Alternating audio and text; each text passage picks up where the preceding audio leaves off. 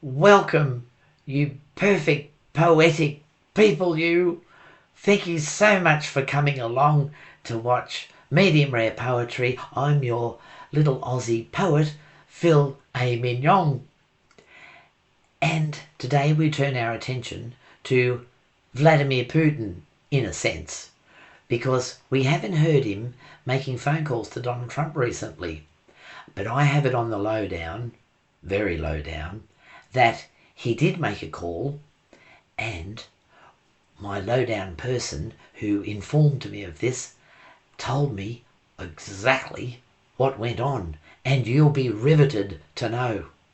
So here we are with another perfect call. Another Perfect Call by Filet Mignon. Ah, hello, Comrade Donald. Yes, I know it's been a while, but the antics in your White House has created Kremlin smiles. You've followed my instructions almost to the final letter, though sometimes you go off my script as if you could do better. I've previously warned you that you must not use your brain. Your fixation on revenge, dear Don, has sent you quite insane. Your mental state is edgy as your cognizance recedes.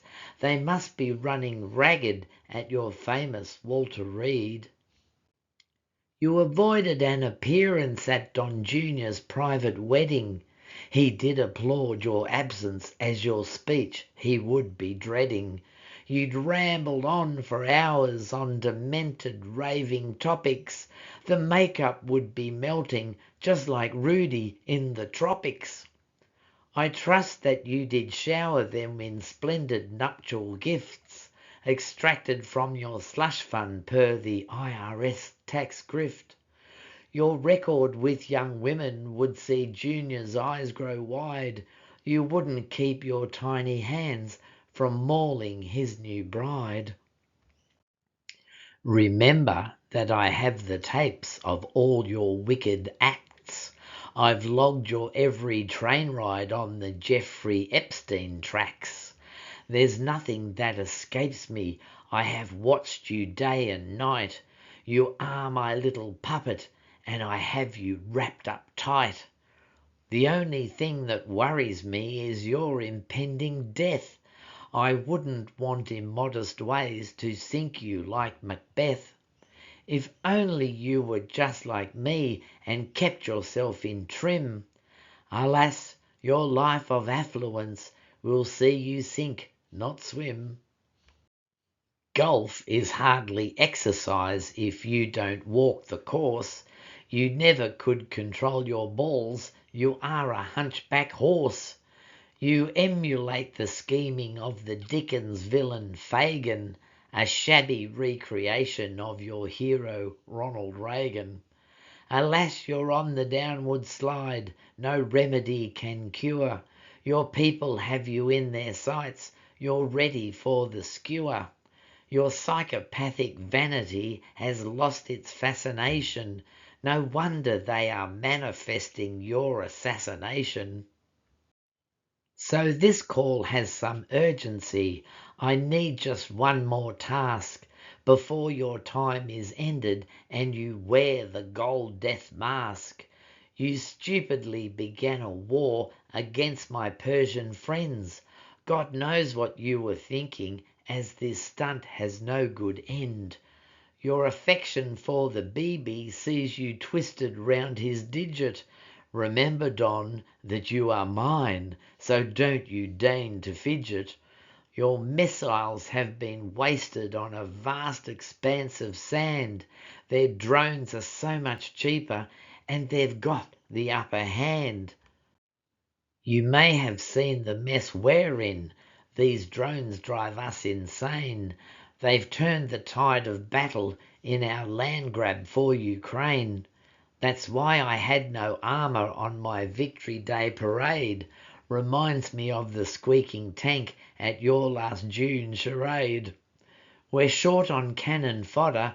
We tried troops from North Korea, As soon as they saw action, they collapsed with diarrhea. So cease your Persian folly and then send your troops up here. We're sure to have a victory and we'll both be profiteers. I'll speak to Ayatollah and your war will end right now. Just call off Netanyahu and your mateship disavow. I know you'll lose Trump Tower on the Gaza's new Club Med, but you can build a golf course in Siberia instead. Now send up Peter Hegseth and we'll finalize the plans for all his starved war fighters to come under my command. And if you don't comply with this, I'll publish all your dirt. I'll lift the veil of silence like you did with Teenage Skirt. Then I'll provide safe haven just for you and all your friends, like Lindsay, Mike, and Rubio. You'll reap the dividends. There's been a flood of queries from your Congress MAGA rats in search of greener pastures, colourblind from bright red hats. I've offered them nice houses in a Black Sea refuge zone. They haven't yet responded, can't get Gabbard off the phone. Just leave behind that au pair Vance, he'll vacuum up your mess. And leave out Jared Kushner, he looks soft in that new dress. You've got a freakish family, looks like Eric wets the bed. Your wife holds hands with Baron as she views your grip with dread. Your daughters keep their distance, they are smarter than the boys. Their father's so-called genius is just a bunch of noise. With insults now completed, Putin rang off from the phone. Don the discombobulate was heard to grunt and groan. They'd taken all his ketchup, so he couldn't pitch a fit. His dummies were impounded, so he couldn't even spit. He had no choice. The game was up. He'd issued his instructions. Putin, with his vice-like grip, was leading to destruction. He'd ordered that his fleet of troops make steam for Russian shores, carried out covertly, mission planned behind closed doors. Don pondered how he'd sanitize this dreadful conversation. His very life depended on recurring adulation. Then word came through that Putin had been cloaked in death's cruel pall. Trump described his chat with Vlad, another perfect call. Do you ever get the feeling that we don't have a clue what goes on in the upper echelons and we are really just being controlled by complete and utter maniacs?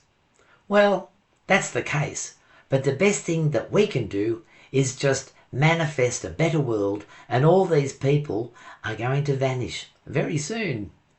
So I hope you like the poem. Please like, share and subscribe and hit the notification bell and leave a comment if you wouldn't mind. I love hearing from you. And I hope you have a wonderful day, and I look forward to seeing you next time. So it's Filet Mignon saying bye-bye for now.